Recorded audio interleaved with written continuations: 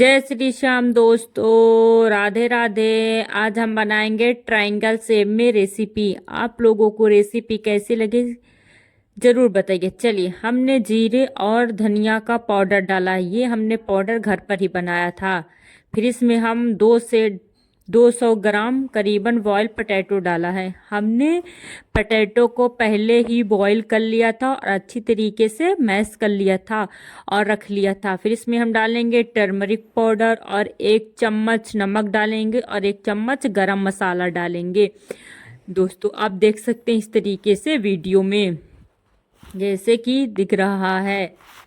अब हम इन सभी मसाले को अच्छी तरीके से मैश करेंगे। इन मसालों को हम तब तक मैश करेंगे जब तक ये पूरी तरीके से इसमें पोटैटो में लग न जाए। तो हम इन्हें अच्छे हाथों से अच्छी तरीके से मैश करके अब इसे हम निकाल लेंगे। फिर हम मैदे का डो एक ठो तैयार कर लेंगे। आप देख सकते हैं ये जैसे एक रोटी का था, तो हमने रोटी के करीबन इसे हम बेल लिया है।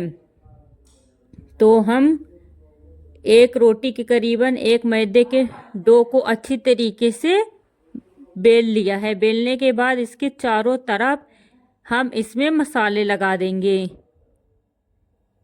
जैसे कि दिख रहा है, और इसे अच्छी तरीके से पूरे में एकदम चम्मच की हेल्प से आप देख सकते हैं मैं भी लगा रही हूँ और मेरी मम्मी भी लगा रही। तो हम इसे एकदम अच्छे से चारों तरफ एकदम कहीं पे भी नहीं छोड़ेंगे। आप देख सकते हैं हम एकदम अच्छे से इसमें लगाएंगे। फिर इस पे ऊपर एक और बेल के उस पे चिपका देंगे। आप देख सकते हैं हमने मैदे की 2 रोटी के आकार में बेल के रखा था। तो एक पे आलू लगाएंगे और एक पे नहीं। जिस पे नहीं लगाएंगे उस पे इस तरीके फिर हम कट लगाएंगे। आप देख सकते हैं फिर इस तरीके से चक्कू की हेल्प से हमने सारे में कट लगाया है। अब इसे इस तरीके से राउंड करेंगे, मतलब पहले से हम अच्छे तरीके से राउंड करेंगे। तो आप देख सकते हैं इस तरीके के इसमें आ गए।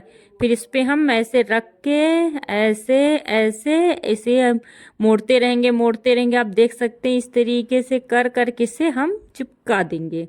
अच्छे हल्के हाथ से इसे हम प्रेस करेंगे। तो आप देख सकते हैं किस तरीके से हमारा ये ट्रायंगल शेप में बनके तैयार हो रहा है। तो एक एक करके हम सभी को अच्छी तरीके से राउंड करेंगे। और हाँ दोस्तों, इन्हें हल्के हाथ से राउंड करेंगे। आप देख सकते हैं जितना हल्के हाथ से राउंड करेंगे हमारा शेप उतना ही अच्छी तरीके से आ रहा है। तो आप देख सकते हैं इस तरीके से हम सभी को राउंड करेंगे। राउंड करके ये हम सारे बनके एक थाली तैयार कर ली है। आप देख सकते हैं पूरे हमारे एक थाली बनके तैयार हो चुका है।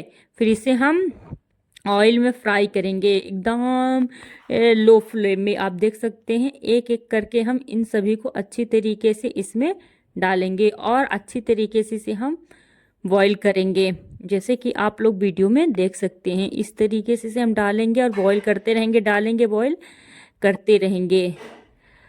तो आप देख सकते हैं इस तरीके से ये हमारा धीरे धीरे गोल्डन हो रहा है। तो दोस्तों, अभी जब तक ये गोल्डन हो रहा है तो आप लोगों से बस एक छोटा सा रिक्वेस्ट है कि प्लीज़ मेरे चैनल को सब्सक्राइब कर लीजिए। अभी मेरे चैनल में सिर्फ 19 सब्सक्राइबर है। अभी मैं एक न्यू क्रिएटर हूँ।